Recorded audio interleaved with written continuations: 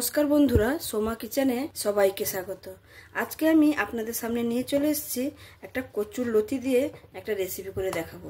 কচুর লতি তো আপনারা অনেক রকমভাবে খেয়েছেন, আমি আজকে কচুর লতি ভাপা বানিয়ে দেখাবো। তো ভিডিওটা আমার প্রথম থেকে শেষ পর্যন্ত দেখার অনুরোধ রইল। আর যদি এখনও পর্যন্ত আমার চ্যানেলটা সাবস্ক্রাইব করা না হয়ে থাকে তাহলে প্লিজ বন্ধুরা সাবস্ক্রাইব করে আমার পাশে থাকবেন। আর যদি খুব ভালো লাগে তাহলে লাইক একটা দিয়ে দেবেন। কচুর লতিটা এখানে আমি ভালো করে কেটে ধুয়ে পরিষ্কার করে নিয়েছি। তার উপরে যে একটা খোসা থাকে সেটাও ভালো করে ছাড়িয়ে নিয়েছি। এই কচুর লতি ভাপাটা তৈরি করার জন্য একটা মশলা তৈরি করে নেব। মশলাটা তৈরি করে নেওয়ার জন্য এখানে আমি শিলনোড়ার মধ্যে নিয়ে নিয়েছি কয়েক কোয়া রসুন, একটু পোস্ত 2 চামচের মতন, আর 1 চামচের মতন সাদা সর্ষে দিয়ে আমি এটাকে ভালো করে বেটে নেব।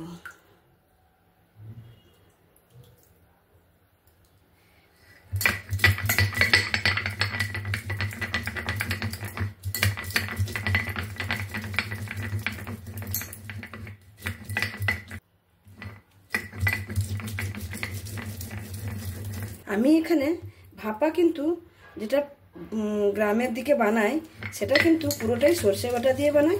আমি এখানে সর্ষেটা কম দিয়েছি আর পোস্তটা দিয়েছি, কারণ এখন অ্যাসিড হয়ে যায়, সর্ষে খেলে প্রচুর অ্যাসিডের প্রবলেম হয়।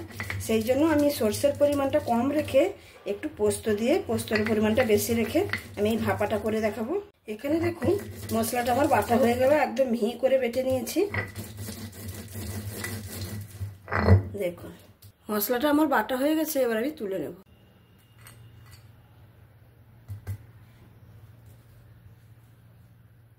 এখানে আমার কচুর লতিটা ভাপানোর জন্য আমি এখানে প্রথমে একটা মশলা মাখিয়ে নেব কচুর মধ্যে।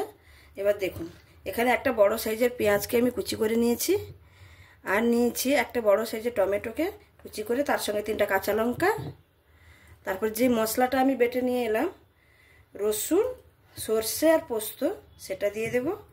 তার সঙ্গে আমি এখানে দিয়ে দেব স্বাদ মতো লবণ,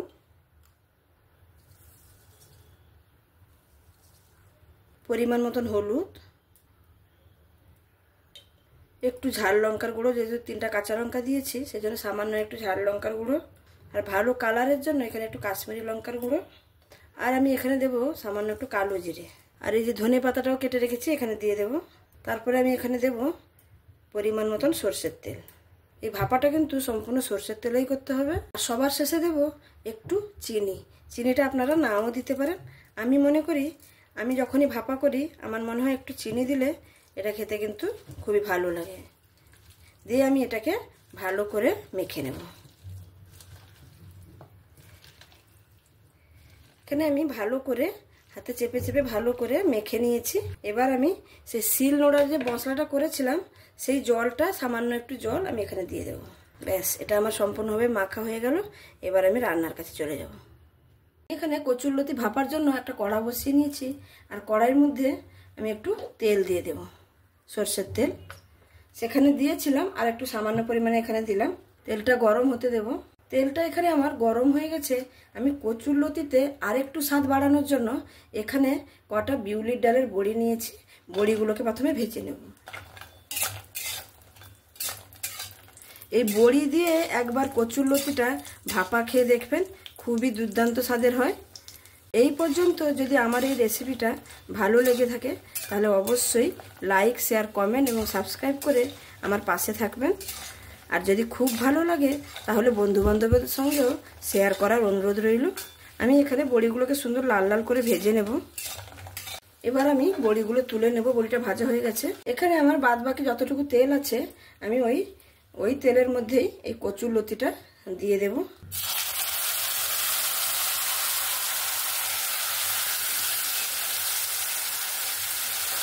লতিটা দিয়ে আমি এই বাটিটা ধুয়ে সামান্য একটু 1 চামচের মতন জল আমি এখানে দিয়ে দেবো। দিয়ে একবার নাড়াচাড়া করে নেব।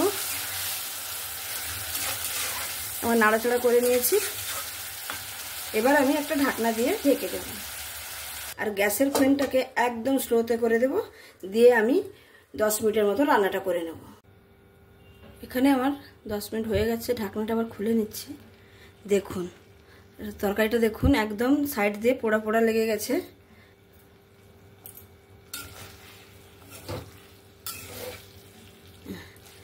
সুন্দর হয়েছে ভাপাটা।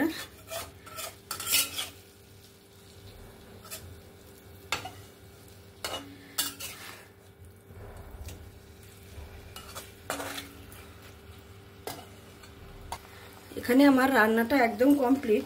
এবার আমি যে বড়িগুলো ভেজে রেখেছিলাম সেগুলো এরকম হাতে ভেঙে ভেঙে এখানে আমি দিয়ে দেব।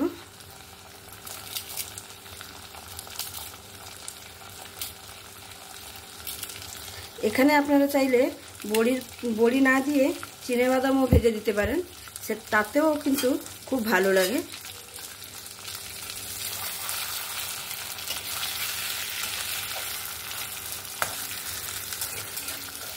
আমার এই কচুরলতির ভাপাটা একদম কমপ্লিট। আমি এবার পরিবেশন করে দেখাচ্ছি।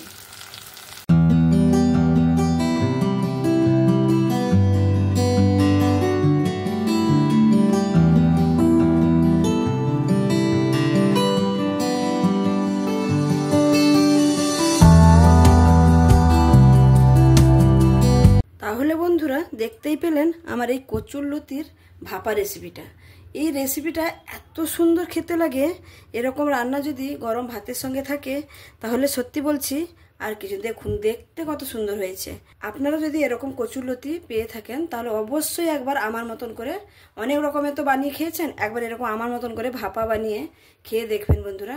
খুবই অসাধারণ লাগে, খুবই একটা ভালো রেসিপি।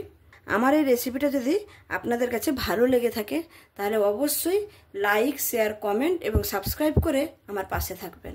প্লিজ বন্ধুরা সাবস্ক্রাইব করবেন, সাবস্ক্রাইব করতে ভুলবেন না। আপনারা সাবস্ক্রাইব করে রাখলে আমি যখনও কোনো নতুন রেসিপি আপলোড করব আপনাদের কাছে সঙ্গে সঙ্গে পৌঁছে যাবে। আমি আজকে এখানেই শেষ করছি।